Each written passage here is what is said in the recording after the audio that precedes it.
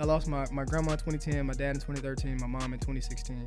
And my mom, before she died 2 weeks before I graduated college, or a few weeks before I graduated college. Oh, wow. And she had helped me start a dress shoe company. And if she hadn't swiped those credit cards, there would be nothing. I wouldn't be sitting right here. People stop planting during the drought. Yep. And they never have a harvest to reap when the drought's over. If you want more flowers, plant more seeds. Bro, I could have went to jail for that. Don't do that. Don't do it. But you don't know what I did, but I did something. So you are going to have to put yourself in uncomfortable situations. Somebody listening to this, and they can see themselves in your story, but they also can't see themselves on the other side. For that person, what piece of advice would you give them? So if you ever feel that you're in a situation where you can't overcome and somebody is telling you, take lemons and turn it into lemonade, but you're trying to figure out how you can possibly do that, today's conversation just might be for you. One of the cool parts about living in the city of Los Angeles is when you go outside, you're bound to run into people making moves. So I remember I went to this weekly run club and I see this guy and we just quickly introduced each other. And he introduced himself as the Doctor Dapper. And I said, don't forget the doctor. So today's conversation is with the founder and CEO of Outlet LA, who's also a serial entrepreneur. But what I will tell you, in that conversation, I told him not to outdress me, and he came on here and did it anyway. So let me introduce you to the Dr. Dapper. What's up, brother? Yeah, what's good? Thanks for having me. Like, bro, I'm like, what, is he reading this somewhere? He laid it out. Like, yo, that was good. No script. Like, y'all take notes, podcasters. Like, but yeah, thank you for having me, bro. Like you said, being in LA, you meet a lot of dope people, and I'm reading the book. It's called Life Visioning. And the guy, he talks about, I think it's agape. He's a pastor. Yep. And he's like, you have to radiate. Yep. Not law of attract. attraction. So it's Yep. like, yeah, when you radiate that, you naturally Yep. bring those different things into your life. So I've been grateful to be able to meet some dope people over the past, well, since I've been here, 5 years, really. Yeah, I mean, there's a lot of also the people. energy you bring too, bro. Like you Yeah. just bring certain aura to a room, make people smile. I mean, you did it this morning when you got Hey, yeah, here. you gotta. It's different. I love that, bro. For Yeah. real. It's so And I can tell important. you've been working out too, because that grip was kind of tight. No Diddy though. No. That's crazy. That's crazy. Did he That's do it? crazy. No, yeah, but no, I work out all the time, man. I mean, we could pop in right there, like working out, health Yeah, and wellness. I saw you just won a 5K. I Walk did. Good. Shouts out to Walk Good. I don't really support a lot of communities because I've built my own community, and I Yep. think support is important. But what I realized through conversation with one of my friends who you met, Demetrius, Yep. the reason why I tend to shy away from people's communities is because I know the founders, and when I know the founders, it's kind of like I'll show up and support them because I rock with them heavy. I want to support your community, Yep. but when it's not reciprocated, then I start to feel like, oh, this ain't making sense. Yep. But if I'm going, and then outside of that, there has to be another form of value. Right. So with Walk Good, there's so much value outside of just me, because I didn't know Etienne, I didn't know the founder, so I was just going just for community and health and wellness and just me pursuing that, and so I got value from that. So yeah, it's been so important for me in this season, and I think we could talk about that too, about Yeah. being in a low point in your life, but feeling so high. Mm. And it's like this is the highest and most positive and most grateful I felt, and it's crazy because it was one of my lowest points in my entrepreneur journey. Tell me more about that. Man, what part of it? I mean, it's kind of a lot, like Yep. business, because I over leveraged a lot. I invested in a lot. Once I made it to this point where I was like, okay, well, what's next? Yep. And we have to take these risks and just sacrifice and just invest and spread ourselves thin to figure out what is next. And we lose a lot of money through that. We make a lot of mistakes through that. We learn a lot of lessons. And you can be stripped of everything you have. And I think sometimes you have to be stripped, because if you have an endless supply of nails and hammers, you might just end up you just building houses forever. And a lot of those houses might be on a weak foundation. So now you're building a lot of houses, but the foundation is weak. But now when your tools are taken away from you, you have to be very specific about the houses you're building on. And I If think you can't tell, this dude's a PK. So it's you're coming funny, out. bro. Like, It's coming out right now. I grew up in church. I'm not the most religious person no more. People would always say, "Oh, you're gonna be a pastor. You're gonna be a pastor." Hey, same. And then you know what it ended up being, bro? It's like everybody's pulpit is different. We've had this conversation. Man, everybody's pulpit is different. Everybody's sermon is different. Everybody's delivery is different. Everybody's church and sanctuary is different. Like mine is just, it could be anywhere. It could be the lounge. It could be a club. It could be a podcast. It could be a stage for a panel. And it's like Preaching in the club. It's club quarantine. And it's like, you know, it's so beautiful once you tap into that and you become a vessel and you can allow things to just flow through you and to whoever you're supposed to, you know, share it to. And it's all been beautiful. So yeah, we can dive into like the nitty gritty of all that. But yeah, man, high level, the 5K, meeting dope people, radiating, being at a low point, but really figuring out what happiness looks like for you. Yeah. And I think when you're stripped and you're at low points, it really causes you to be like, okay, what really matters? Because these materialistic things, this career goal, these financial goals, those don't really matter. Because what matters is like when I didn't have somewhere to stay for 2 weeks, my friends and the people I could call to go say, hey, let me sleep on your couch. Yep. But I feel comfortable and I feel at peace on this couch because of the space that I'm able to be in with the person that I do care about and I had a relationship with. So I could be broke. I could be homeless. I could have no motion business-wise. But if I got my people, bro, I feel like, and if I can go run, and if I can eat what I need to eat, the simple things that the needs are met, that's like, okay, what's happiness look like in that space? Right. And let's talk a little bit about that, because what I find fascinating is right now, this little Instagram thing where you can post a note, it shows up for everybody right now. If you go and take a look at it, and right now yours actually says community. It does. I looked at it. Yours. This man is good.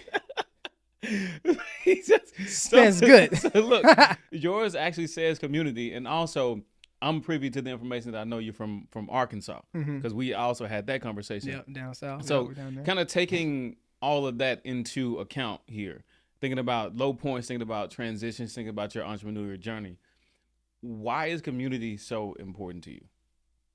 When I reflect over my entrepreneurial journey, it hasn't been the things that have gotten me this far and will continue to get me further. It's not if we had to list them by importance, I would put community up top 3, maybe number 1. Yep. Because the books that I read have helped. Cool. The things that I've experienced have helped. Cool. College was cool. You know, my own intuition is cool. But when I started it's the people that I've met on the journey that have either introduced me to somebody, given me a different perspective, been a listening ear for me when I was going through something, supported me financially. So I think that's, you know, what really has helped me. And in this season,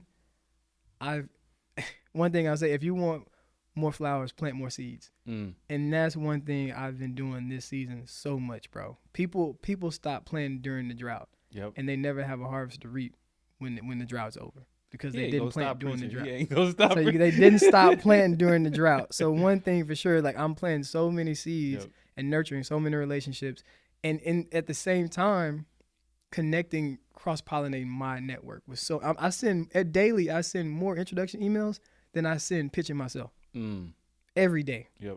And that's something that really builds community. It shows how much value you can offer, because it's kind of like, you know, how I think, was it Gary Vee says give, then take, or who said that? Somebody said give, then take. And I think probably Gary Vee, because he has the jab. Yeah. So I think that kind of approach to life and doing it intentionally and authentically and from a genuine space, I've just, and then even the outlet. Yep. Over 50,000 professionals in LA. Social media page is amazing, and the people that come there and tell me, bro, we needed this. Yep. During COVID, when nobody was doing events, and I was breaking the law, basically, doing events, having people sign a waiver, and getting caught by the COVID police. So if you want to win, break the law. No, I'm just playing. Don't do that. Don't do it. But if push come to shove, it's the shit that people don't want to talk about. Yeah. That you don't realize, bro. People that are really successful, they've done things that they like, bro, I could have went to jail for that. Yeah. Guarantee you, because I've done it. I've done it myself. Recently. Where, bro, if you get caught Do up, not use this podcast to snitch on yourself. I mean, it's okay. I don't care. I'm I mean, joking. I'm joking. You just got. I'm very authentic and very transparent. You don't know what I did, but I did something. So it's like you have to be willing to how much you willing to bet on yourself, and I'm willing to bet on myself so much that I'm like, if this gets me in legal trouble, I'm gonna do it because I'm betting on the vision that I have for myself, right? And I know that I know that I'm gonna do whatever I gotta do to make it happen. So, but it's so important what you said, because you mentioned that when you started doing the events, people were like, "Hey, bro, we needed this," and so of course I know you did Smooth Sundays and featured in the LA Times. Hey, people, look. My man has been doing his thing, and being able to fill a gap in a city so big, coming from a completely different place, bro. Talk about the inspiration behind that, because a lot of people will not make that jump. So talk about the inspiration behind that. Behind moving or behind the outlet? Behind the outlet. So moving here, Hollywood is Hollywood. Yep. I didn't like Hollywood, and I think there are two reasons people get lost in it.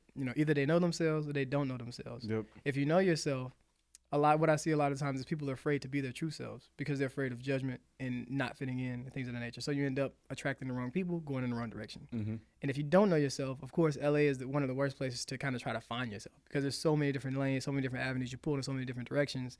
And I think if you're not grounded in who you are, what you stand for, what kind of spaces you enjoy being a part of, and the type of people you enjoy being around, you can get lost in that.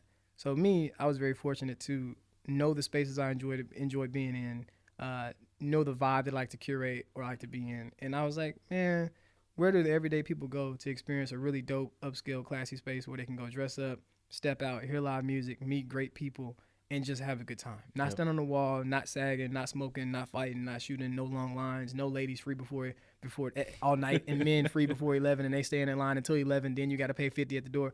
Like, where do we go to get away from that? Yep. And I couldn't find it. So I was like, all right, bet. I'm gonna start doing some little social networking events, and that's how that started, man. And then brought the Southern hospitality, and then fast forward to a few weeks ago or a month ago. There's always something that's going to be a sign to show you're in alignment with where you need to be or what you're doing. Yep. And one of my old friends from school sent me a picture. I think I might have showed it to you. And I don't have a lot of images. It has been seen. Yeah. I don't know if I don't have a lot of images and videos showing me happy, small Eric. Yeah. And laughing and dancing and these things. So when I got that picture, it was like crazy because whatever led me to start the outlet and now host and now hospitality and human connection technology is the same thing that was in me when I was 12 in the middle of the dance floor at the elementary, middle school, or whatever, little gala situation. So it was proof Eric Jones has always been Dr. Dapper. There's proof from when I popped out my mama that Doctor Dapper has been Dr. Dapper since jump. So, I like to say same knife or same sword, just a sharper cut. Yeah, more refined, and that's what that comes down to with that analogy. But yeah, that's why I started it. Just one to curate community, but two, wanted to bring something more classy, upscale, and elevated to LA and give LA a piece of me. Yeah, and that's what it was. And you briefly touched on it, but what was the reason for the jump to LA? Prior to me moving to LA, I lost my grandma in 2010, my dad in 2013, my mom in 2016. And my mom, before she died 2 weeks before I graduated college, or a few weeks before I graduated college. Oh, wow. And she had helped me start a dress shoe company that she was like, oh, no, you should wait until you graduate, get a job. And then I started, rebel, trying to figure out what I want to do. I went off and I started researching, sourcing and vendors, and I was sketching shoes and all the things. She saw that, and then she got behind me. And I think everyone has a purpose, and I think my mom knew her purpose was to help me see my purpose through before she left this earth. And if she hadn't swiped those credit cards and helped me get my samples, I would not have a dress shoe company. I would not be doing the outlet. I would not be in LA. There would be no outlet tech. There would be nothing. I wouldn't be sitting right here. So her sacrifice and investment is what planted the seed and sparked what became a move to LA and now became all these other things. So one of my old mentors, MJ Harris, a lot of people know MJ, but he convinced me to move to LA in 2019.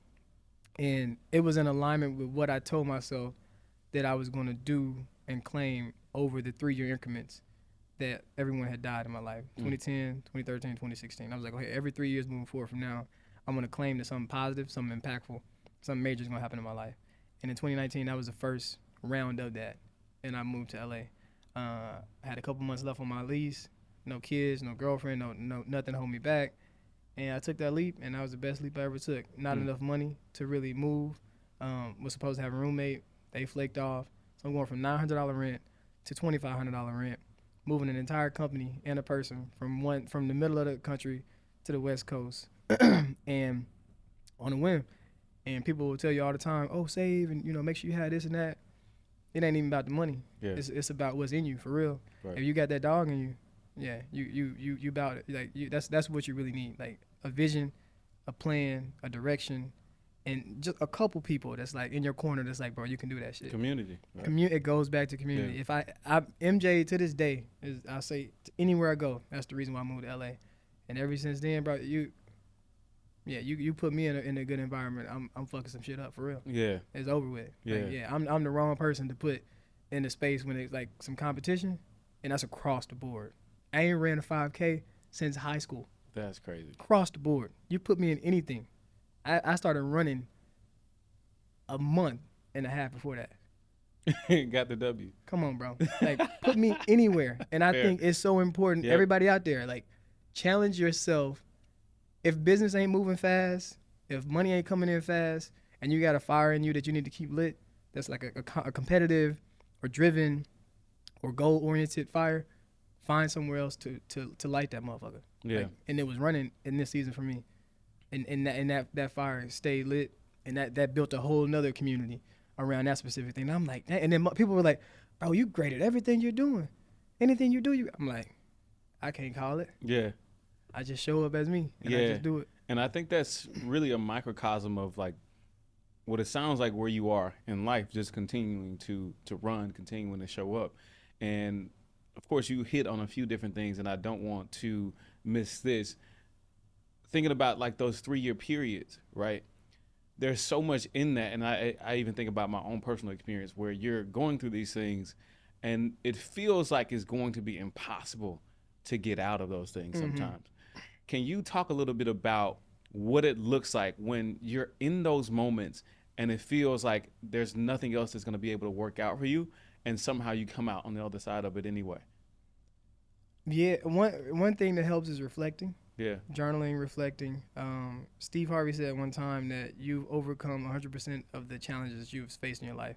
Because if you hadn't, you wouldn't be here today. Yep. So you have a 100% track record of overcoming everything that you look back and you say, dang, I can't make it through this. So with that alone is like, all right, bet, like, I'm good. But then when you really get into the thick of it, bro, it's a mentality of fuck it, really. Like, you really can't care. Yep. To be honest, and you have to become like emotionless and like disconnected from the things that society has taught us to be so connected to. Your credit score, the amount of money in your bank, the type of car you drive, the place you live, how your relationship is, or like those things, the type of clothes you wear. Those things are, and I would say the top ones, credit and cash. If your credit score it goes to shit because you're in a tough position, it's okay. Right. If you default on something because you're in a bad situation, it's okay. If you got to go bankrupt because you're in a bad situation, it's okay. If your bank account everything is still going to go. If your bank account hits the negative, it's okay. Like, you're not the first person, you're not the last person, and you're not the only person right now with negatives in the bank or a business person trying to figure something out. So for me, it's always shifting into that space of not giving a fuck. Yep. And what you focus on amplifies, of course.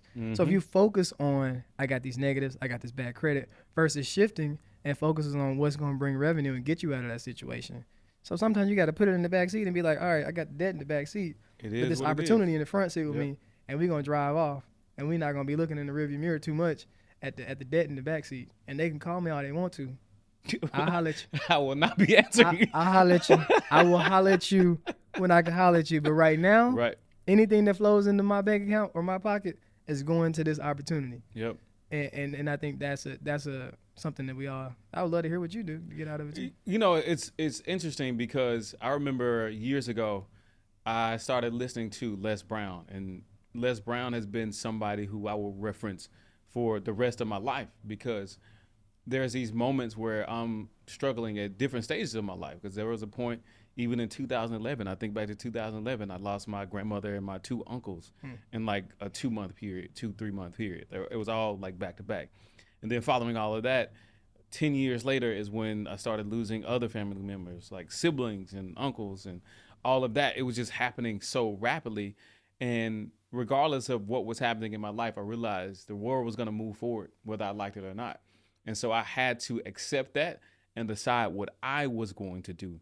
And even still now, I'm deciding what I was going to do. I lost my cousin a month ago. And this is a cousin who was younger than me, who was basically as close to me as my little brother was. They were closer than we were. And this is my little brother. So it's all these things that happen in your life. I had somebody on recently. He was just talking about we all will face different levels of adversity. But your job is to figure out how you have to navigate the level of adversity and what you're going to do as a result. And so for me, it's always been about just taking action. There's so many things that have happened for me, and I'm like, actually, nobody really cares that much. And it's not because people are bad people. It's they don't have the capacity to care. They don't have the ability to care as much as you might want them to. Heck, I was out on bereavement, and I'm still getting outreach from people who I work with. I'm like, bro, I'm out on bereavement. But the reality is they have all of their stuff too. And so I can't expect people to care in the way that I do because I'm in it. And so I think about all of those things. And I also know for me, it's figuring out how you can continue to move forward. And that's not to say every day is going to be easy, but I don't need you to be perfect today. I just need you to give me your 100% today. And if your 100% looks different, if it's Eric just waking up, your 100% is Eric waking up. If your 100% is Eric waking up and doing a 5K, then that's your 100%. But just make sure for you, you're giving your 100%, because as a result of you doing what you need to do to take care of yourself, it makes it better for you to take care of other people, to take care of the people that you love, to build that community that you so much desire to have. And so taking a step back really quick, because I can get long-winded, so I'm gonna avoid that. He like the pastor. I'm gonna close, and I'm gonna close. Hey, bro, be quiet. Just keep going. That's it. I mean, I'm a PK too. I happen to have my father's name, so I try to be mindful of that. Yeah. But there's something you said here recently. You talked about just your journey, even since college. As an entrepreneur, you've only worked for somebody, like Aldo and Walmart. 8 months out of the time. 8 months out of the time since 2015. I've been an entrepreneur. It's about to be a decade now. In any job I've had, it ain't been long. I did a Walmart internship, and they made a position for me to work at the home office out there. And that was like 3 months, 4 months. And then Aldo, it was like 4 or 5 months. And then other than that was work study. But junior year all the way to now, so 2014, 2015, 2015-ish to now. So next year will be 10 years that I've been figuring it out. And I will tell everybody, entrepreneurship, it's a beautiful thing if you really want it and you really love it and you think that's really for you. But understand every day that you're waking up and you're customizing the life. Yep. It's a custom life. It's not a here's how this is, and you have to do this. You wake up at this time, you go to this office, this is your project. It's like these are your teammates and your colleagues. Every day you waking up, just figuring it out. Yep. And if you majority of people need structure. And then there's a small percentage and subset of people that don't need structure from somebody else. And we tend to think different and view the world different. Like when it pertains to marriage even, I don't know how I feel about marriage. Yeah. Because do I have to lean on the government that much to curate and customize how I want my life partnership to be with my wife? Or if it is just, I don't know, we could just be together with kids. Like, right. then we could have contracts and, and trusts and different businesses together, and so I don't know. I think it's like entrepreneurship causes you to have a different view on a lot of different things in the world, and even when it pertains to religion. I don't talk about religion or politics. Yep. Because they're so divisive and manipulative, and people want to fight behind them. I'm like, bro, just chill. Relax. You can go vote. Yeah. Cool, whatever. You can get married. Cool, whatever. You can pray to whoever you want to pray to. I don't care. As long as you show up and work with me, and we good. Whatever allows you to be positive and good, and do right by other people, do that. But yeah, man, entrepreneurship it's a tricky little thing. It's a very tricky little thing. Definitely a tricky little thing, and I think people can have this idea about what it looks like, but for everybody, it likely looks a little bit different. And I understand that people can see all these posts on Instagram. You can see all. Let's talk about that. The fancy stuff. Go ahead. Let's talk about that, bro. Let's talk about Instagram has got people fucked up right now. Instagram got people fucked up right now across the board. Yeah. Because it's a facade, bro. It's Yeah. like it's a highlight reel, and that couple that you saw smiling, cheesing, hugging, kissing. Oh my God, we just did it. As soon as that camera turned off, oh, you're like, and then it's like Yeah. boom, boom, boom. So Yep. and now we're like, damn, why my relationship don't look like that? Or we see that entrepreneur with that car and this nice house in Florida, wherever it might be, and we don't know Turo, Airbnb, whatever Boy. it might be. We Boy. don't know that they're sharing so much. They're selling people on the glory and not telling the story, and they're missing out on Bar. that. And I think when you have entrepreneurs and wantrepreneurs, the entrepreneurs are seeing the glory, and they really in the story in that moment, and they like, damn, I'm doing something wrong because I ain't got no glory. He living his life. He just Yep. started his business 6 months ago. He made $1 million already. Yep. Cap. You know what I'm saying? Like, and then you have the wantrepreneur that's like, oh, entrepreneurship look easy. It look glamorous. I'm gonna go do that. So now we're inspiring the wantrepreneur and not really inspiring the true entrepreneur, because we're not sharing the true journey. We need to really weed out the entrepreneurs and inspire the entrepreneurs, and the only way we can do that is through storytelling, transparency, being authentic, and stopping the cap. Stop the fucking cap. Like you're not wealthy. You're not making Facts. millions. Facts. You're not pocketing that. You might be cash flow, but you're not balance sheet. You're not. So it's like it's this whole different approach of like assets versus liabilities versus like what do you really have? And when it comes down to it, a lot of these I was about to say a lot of these Kamala. people. I felt like a lot of these people they live in paycheck to paycheck. Yeah. Deposit to deposit, because they lived a over leveraged glamorous life Yep. to sell something. Like even think back to the pandemic. There were so many coaches.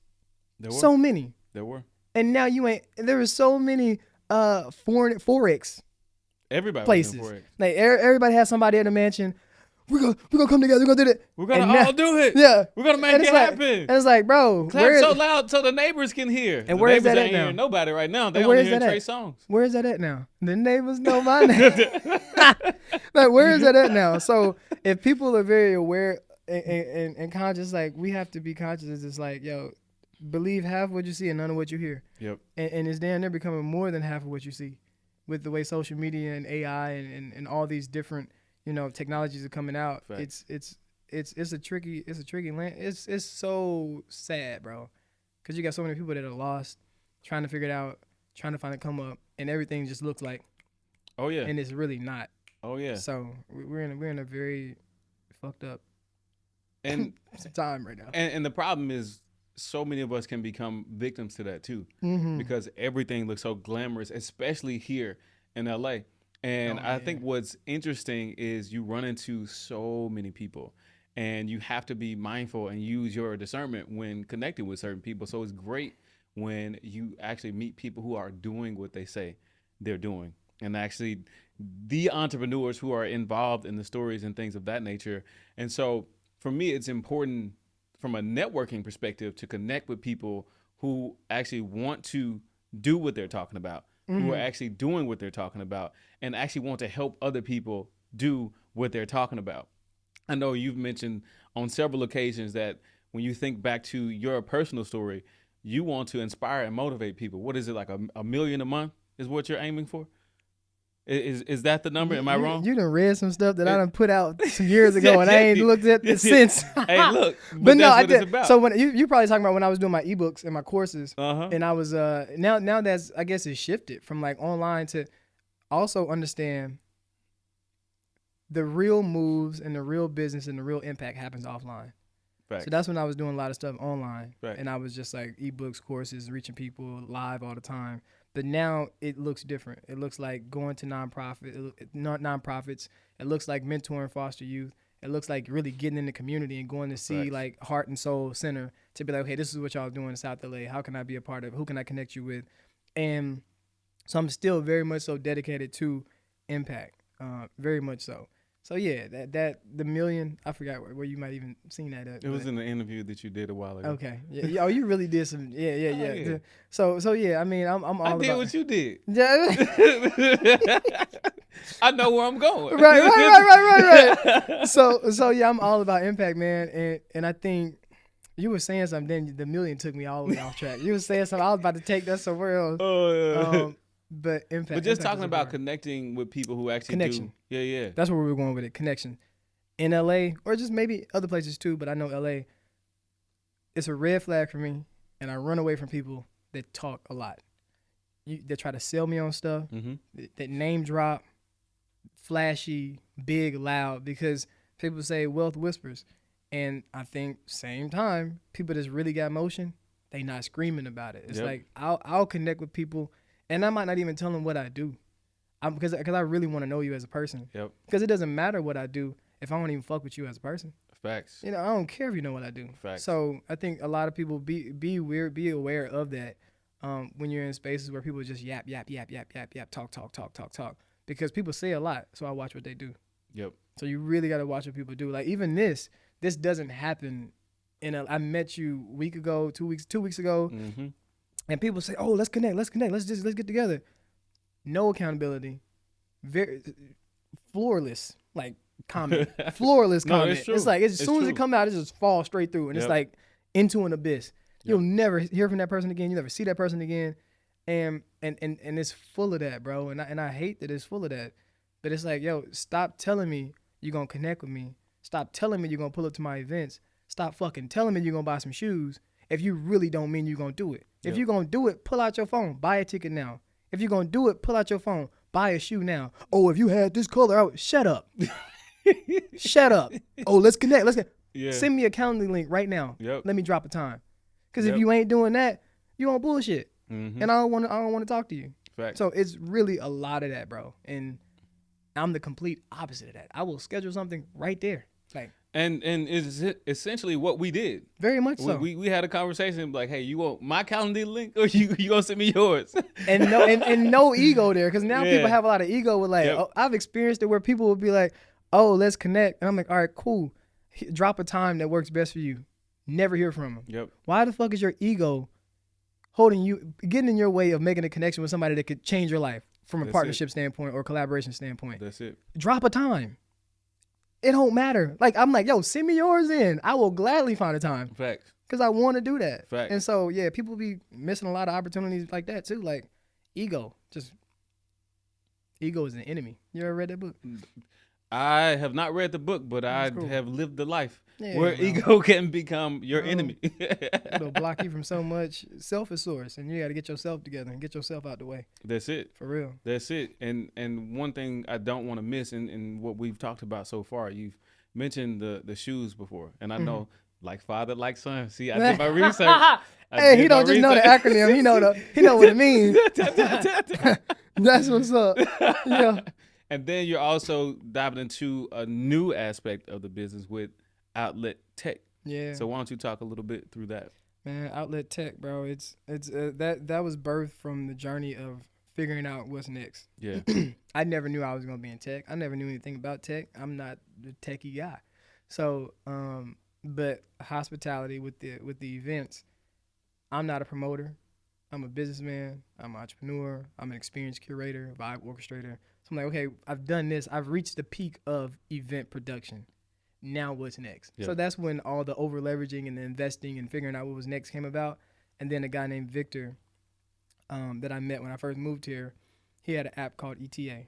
And ETA is an events discovery platform where he had a calendar of events, a curated list of events, and it was in 8 major cities. And rewind to last year, he was selling it because he was moving on to another project. And I was like, man, I done tried all kind of stuff. I got some cash. Let me just throw it in this and see what's gonna happen with that. So I bought the app, did my first acquisition as an entrepreneur last year. I love it. So that was a big milestone, which now ended up being like, I'm just ready to get the app out. So it was whatever. But we released the app like 4 or 5 weeks ago. And that purchasing that led me down this rabbit hole of all these problems that need solutions in the hospitality and human connection space. So then I came up with the concept Memberly, which is a subscription-based platform or model for the event space. Then I came up with Connectify, which is going to be an AI-based platform to help combat the human connection crisis by leveraging that technology. And we have a few other projects later down the line that are on the roadmap, but now I have a team of 6 of us. My first time doing like talent acquisition, and it was like a very organic thing that just happened. And this is the first time that I've really had to learn how to develop a team and how to work with a team. And I think it's such a beautiful thing in my entrepreneurial journey that I put myself in an uncomfortable situation or position where, one, I understand the value of the ideas that need to be created to solve the problems. Because if I didn't understand the value of that, I would undervalue myself in a space where I'm not the smartest within that space. Yeah. As far as I break it down like tech, I don't know everything in tech. I'm learning about it now, but I have a great team of people around me that know everything about tech. So I learn from them, but I know my ideas and how people say CVO, Chief Visionary Officer or Chief Vision Officer or whatever it might be, like, you know, that carries a lot of weight because I think the people that get paid the most, they just think. So a lot of people aren't able to tap into that creative imagination and think scale and think, you know, this big corporation and company and be a leader in that. So yeah, the tech space, man, has been cool. A lot of great connections, a lot of great opportunities. And to anybody out there thinking that I have to know everything or a certain amount of things about this space before I get into this space, you don't. Yep. I bought my way into tech.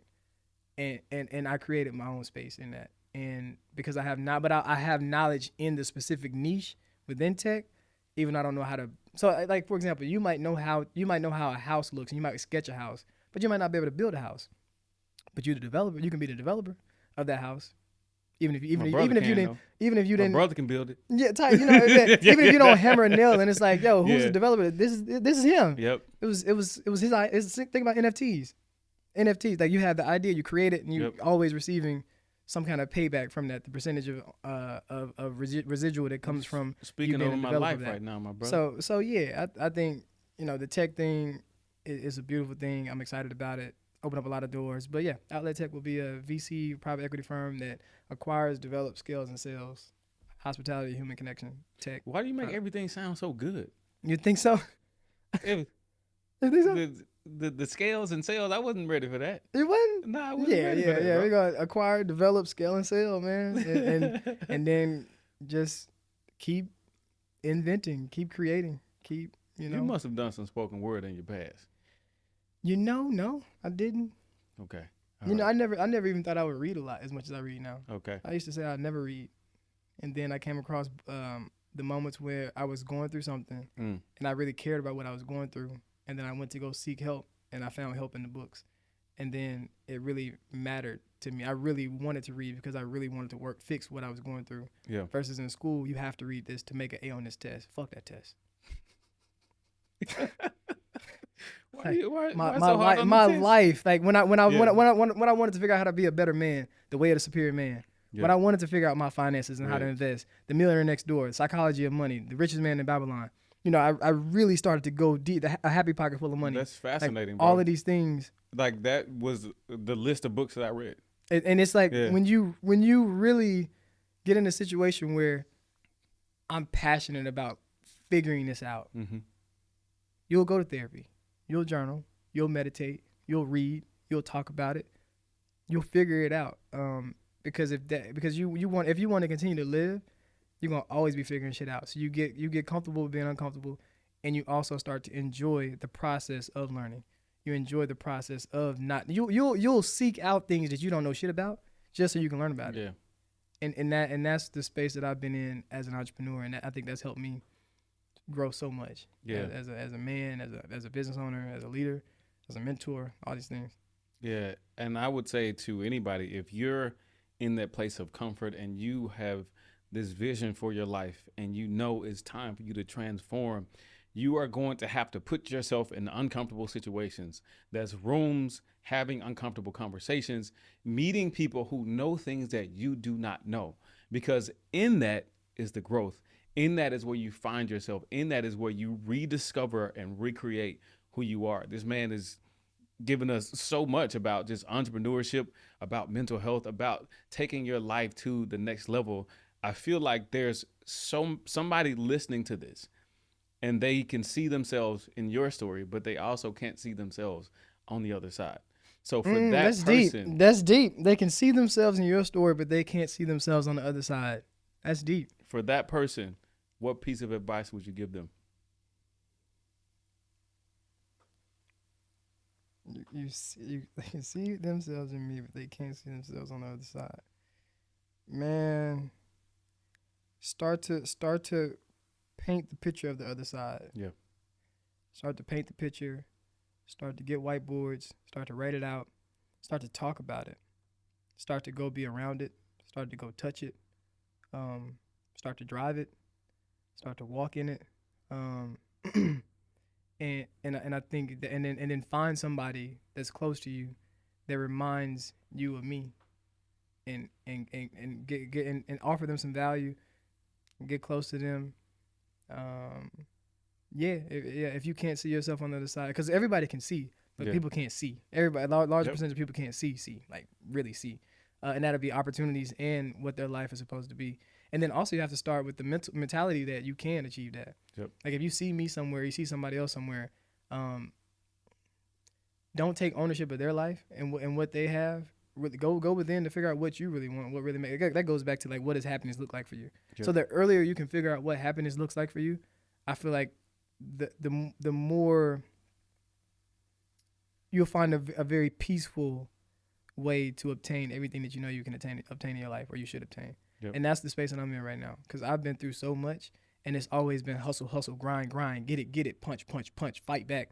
And one of my friends was like, bro, you've been through so much. You're at a point in your life where now you're aware that there is a more peaceful way to pursue the things that you know you deserve. Yep. and you desire in your life. And I would say yes, a lot of personal work, a lot of personal discovery, and writing it out. Because I've literally written myself into ideas, into aha moments. Yep. And I think if you sit down with yourself, you write, you journal, you meditate, you vision board, get the book Life Visioning.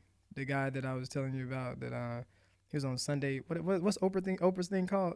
Sunday. Like a book? Oh, it's Sunday something. I'll send you a link to it. It was okay. really good. The guy that's the pastor. But yeah, I would say that. I would say if you can't see yourself on the other side, start to think about what the other side looks like.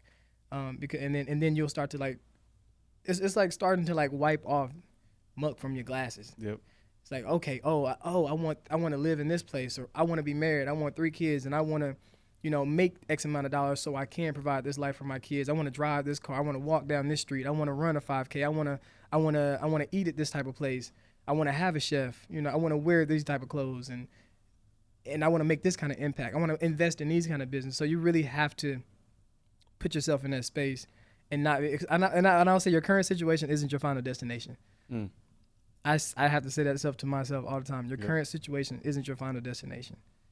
Well, Brian Tracy says, act as if it's already true. Mm-hmm. Act as if you already are.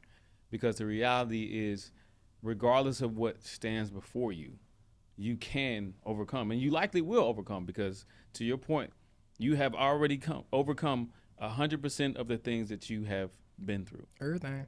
Last question I have for you. How proud are your parents and your grandmother?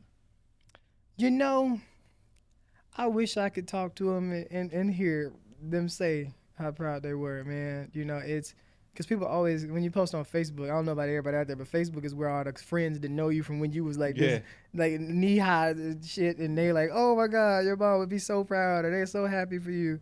And so I think they're very proud, and because they planted the seeds, and I look at it as an analogy of a 4x4 race.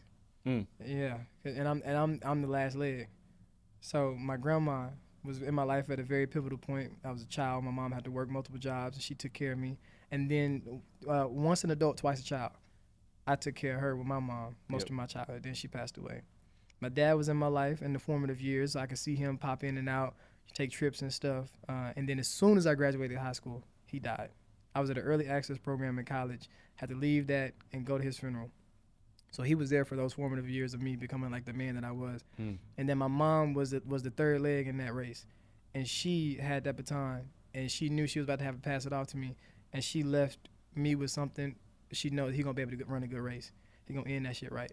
And that's like emotional stuff to like really think about it in that way where like I'm running this last leg of this race.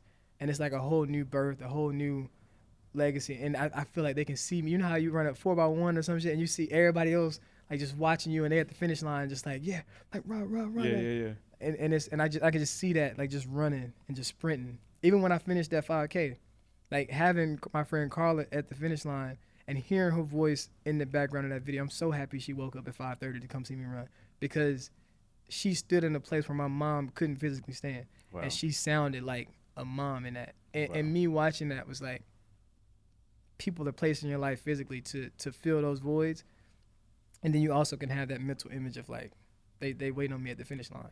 Push through, bro. Push through. Yeah. Man, that is one of the more powerful analogies I've ever heard, bro. And I kid you not. I thank you for sharing that with me, and appreciate you coming on for a conversation, bro. That was amazing. That was amazing. This conversation was amazing. And as I say every week on this podcast, remember, manhood may not be the same for everyone, but the core values of authenticity, resilience, and integrity remain universal. We are the disciplined man, and this is what real men think. The Dr. Dapper, everybody. Stay strong, brothers. Yes, sir.